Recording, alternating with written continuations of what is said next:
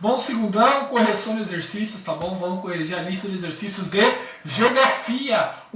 Tipos de solo. Então nós temos uma vasta especificidade de solos. Solos pobres, solos ricos. Depende da quantidade de humus, água, sais minerais, micro-organismos. E depende da sua localização geográfica, dos elementos externos, por exemplo. Uma região chove muito, não chove, tem muitos animais, não tem relação próxima à água, tem uma forte decomposição, como a floresta amazônica. Então os tipos de solo são diversificados e variados, tá bom? Aí tem vários exemplos. Você pode colocar o Chernozem da Rússia, ou o solo do Massapé, do Nordeste. Tem vários tipos de solo, tá bom? 2. Quais as especificidades do solo nordestino? O solo nordestino, então, não tem a presença de água, tá bom? Então vamos fazer respostas simples. A 3, se você pesquisou respostas mais completas, deixa as respostas mais completas. Só que tem que ter coerência com o que eu estou falando, tá bom? Características do solo da Amazônia. O solo amazônico, ele se renova sozinho. Por quê? As plantas, elas caem no chão. E essas plantas que caem no chão, elas começam a formar um adubo natural e reconstituir o solo amazônico. Então ele tem um próprio ciclo de continuidade, tá bom? 4. Características hidrográficas brasileiras. Então o Brasil tem vários rios importantes. Nós temos o rio Amazonas, o rio São Francisco, que alimenta a seca. Nós temos aqui embaixo a Bacia Platina, que tem o rio Paraná, Paraguai e Uruguai, que alimenta toda a região centro-sul do Brasil, que é a região mais rica, tem a hidrelétrica do Itaipu. Então o Brasil é um país continental, como vocês sabem, e tem a presença de várias bacias hidrográficas, tá bom? 5. Explique nascente, foz e curso de um rio. Nascente, onde o rio nasce, foz, onde o rio morre, e o curso pode ser alto, médio e baixo, ou seja, em relação à sua intensidade. Obviamente que quando o rio nasce, o curso vai ser mais forte, vai sair mais água, igual uma torneira vazando. E lá no seu finalzinho, por exemplo, vai ter um rio vai ser mais lento, as margens não serão terão tanta velocidade a água, né, nessa corredeira, né, que nós falamos, corredeira do rio, tá bom?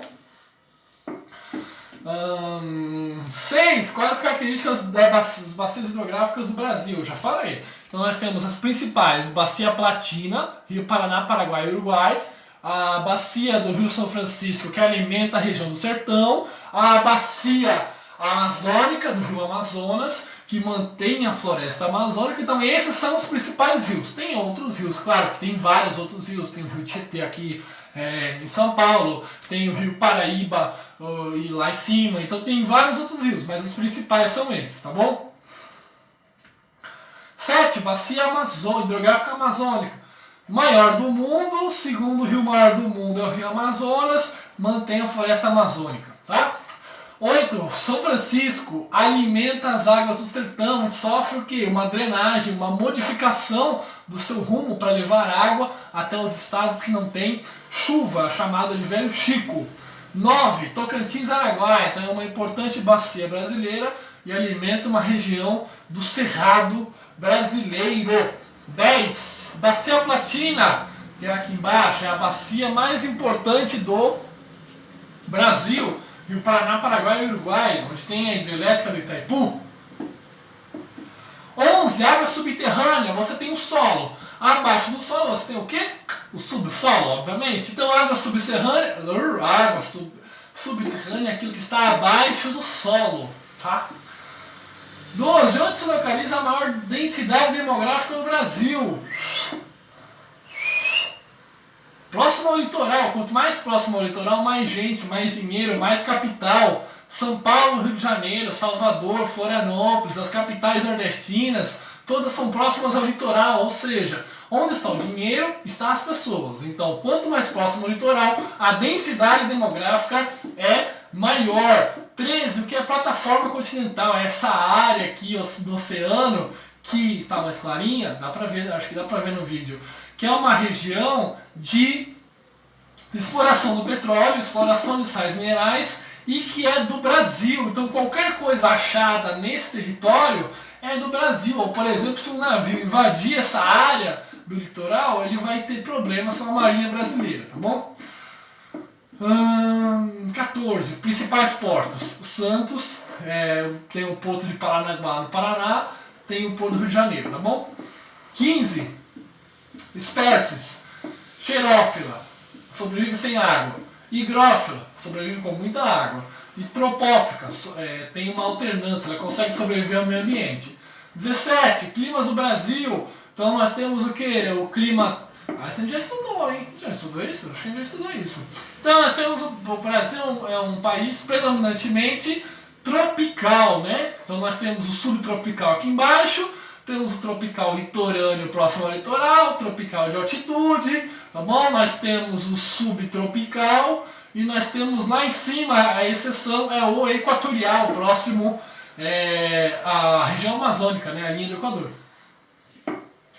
17. Biomas brasileiros. Então pesquisa, tem na apostila, fácil, é só pegar aquele mapa que tem na apostila sobre os biomas, tá bom? Então, bioma amazônico, a Caatinga, o Cerrado, o Pantanal, tá bom? O domínio dos mares e morros, que é no litoral, as pradarias, né? Ou os campos aqui no Rio Grande do Sul.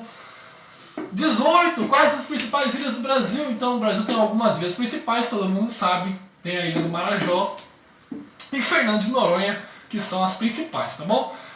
19. Os domínios morfoclimáticos do Brasil. O que é um domínio morfoclimático? É o clima mais os aspectos do relevo. Então é a junção do mapa do clima, que vocês responderam na outra questão, com o mapa do relevo. Também tem na apostila. O SAI aí, rapidinho. Atividade do SAI, vamos lá. 1 dá 17. As respostas certas é o 1 e o 16. 2 sobre os fusos horários, quantos tem? Então você tem lá o menos 2, menos 3, menos 4, menos 5.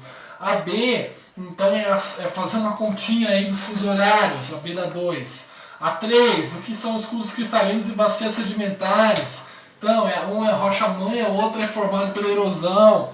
A 3B, estruturas geológicas do relevo brasileiro. Então é um mapinha que nós estudamos, tem na apostila. 4C, a 5A, o que é massa de ar? Então é uma porção carregada de umidade que modifica o clima, depende de onde ela nasce, né? A evaporação dessa água, desse oceano, desse rio. A 5B, qual a influência da massa de ar? Ela vai mudar o clima, né? Se tem uma massa de ar frio, vai gerar uma frente fria. A 6 é a A. A 7, na prática agrícola.